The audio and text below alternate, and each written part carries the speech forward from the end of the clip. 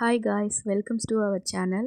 இன்றைக்கி நம்ம சேனலில் மாங்காய் ஊறுகாய் தான் பண்ண போகிறோம். வாங்க எப்படி செய்கிறதுன்னு பார்க்கலாம். மாங்காய் ஊறுகாய்க்கு நான் 1 கிலோ மாங்காய் எடுத்துக்கிறேன்.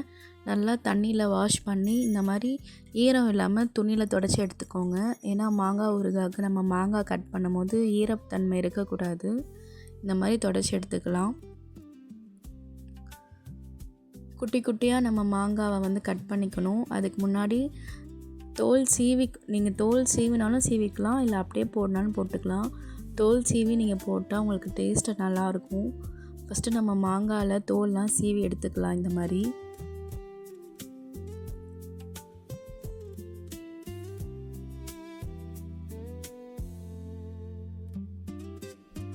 தோல் சீவியாச்சு. இப்போ நம்ம மாங்காவை குட்டி குட்டியாக கட் பண்ணலாம். பெருசாக கட் பண்ணால் நல்லா இருக்காது, நீங்கள் குட்டி குட்டியாக கட் பண்ணுங்கள்.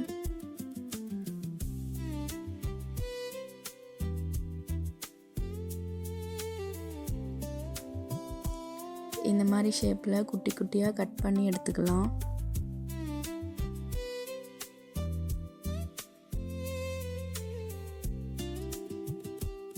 நீங்கள் புதுசாக ட்ரை பண்ணுறீங்கன்னா ஃபஸ்ட்டு ஒரு மாங்காயில் கொஞ்சமாக செஞ்சு பாருங்கள். ஏன்னா இது 1 கிலோ மாங்காய் 2 மாங்காய் வந்தது, இதுவே நிறையா இருந்தது. நீங்கள் ஃபஸ்ட் டைம் ட்ரை பண்ணுறதா இருந்தால் ஒரு மாங்காயில் மட்டும் கொஞ்சமாக செஞ்சு பாருங்கள். இப்போ மாங்காவெல்லாம் நம்ம கட் பண்ணியாச்சு. இப்போ அதை ஒரு பாத்திரத்தில் நம்ம மாற்றிடலாம். மாங்காவெல்லாம்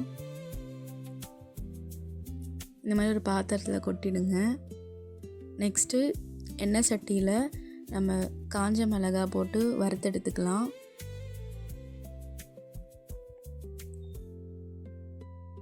இது எதுக்குன்னா ஊறுகாய்க்கு அந்த நம்ம மசாலா சேர்ப்போம் இல்லையா, அந்த மசாலா தான் இது.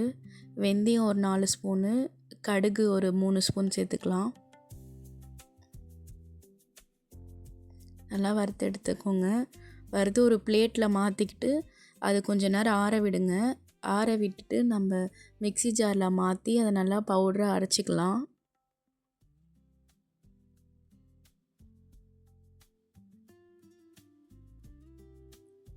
இப்போ பாருங்கள், நமக்கு இந்த மாதிரி நைஸாக பவுடராக வந்திருக்கு. எண்ணெய் சட்டியில் எண்ணெய் ஊற்றிக்கோங்க. கடுகு 2 ஸ்பூன் கடுகு போட்டுக்கோங்க தாளிப்புக்கு. காஞ்ச மிளகாய் ஒரு 3.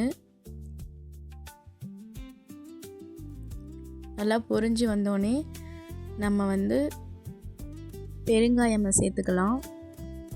பெருங்காயம் சேர்த்த உடனே நம்ம கட் பண்ணி வச்சுருந்தோம் இல்லையா மாங்காய், அதை சேர்த்துக்கலாம். சேர்த்து நல்லா மிக்ஸ் பண்ணி விடுங்க. இந்த மாதிரி அந்த எண்ணெயில் மாங்காய் நல்லா மிக்ஸ் ஆகணும். நல்லா மிக்ஸ் பண்ணி விடுங்க. இப்போ பாருங்கள், உங்களுக்கு அந்த எண்ணெய்லாம் திரிஞ்சு மேலே வருது. இந்த மாதிரி நல்லா வேக வைக்கணும். உப்பு தேவையான அளவு சேர்த்துக்கோங்க.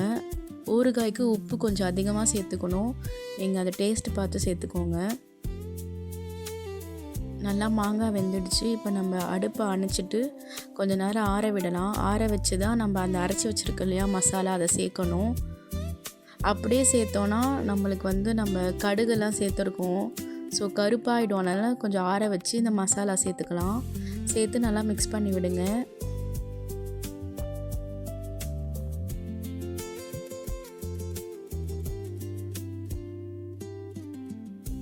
நல்லா மிக்ஸ் பண்ணி விடுங்க. அவ்வளோதாங்க, நம்மளுக்கு மாங்காய் ஊறுகாய் ரெடி ஆகிடுச்சு. இது நீங்கள் சாதத்துக்கே சுட சுட போட்டு சாப்பிட்லாம், ரொம்ப அருமையாக இருக்கும். இதை நாங்கள் ஒரு ஜாரில் மாற்றி வைக்கிறோம். இந்த மாதிரி ஊறுகாய் செஞ்சால் உங்களுக்கு 1 மாதம் இல்லைங்க 3 மாதம் வரைக்குமே ஊறுகாய் கெட்டு போகாமல் நல்லாயிருக்கும். நீங்கள் ஃப்ரிட்ஜில் வச்சுருங்க. நிறையா செஞ்சிங்கன்னா பாதி ஃப்ரிட்ஜில் வைங்க. ரெகுலர் யூஸுக்கு வேணால் வெளியே வச்சுக்கோங்க. நாங்கள் இந்த ஜாடியில் வைக்கிறோம் இல்லையா, இதை நாங்கள் ஃப்ரிட்ஜில் தான் வைக்க போகிறோம்.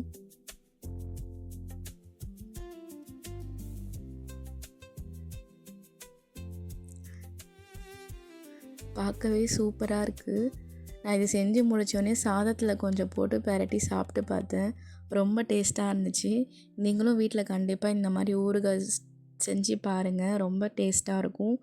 ஊறுகாய் பிடிக்காதவங்க கூட ரொம்ப விரும்பி சாப்பிடுவாங்க. உங்களுக்கு இந்த மாதிரி ரெசிபி வேணும்னா நம்ம பேஜை மறக்காமல் சப்ஸ்கிரைப் பண்ணிக்கோங்க. தேங்க்யூ.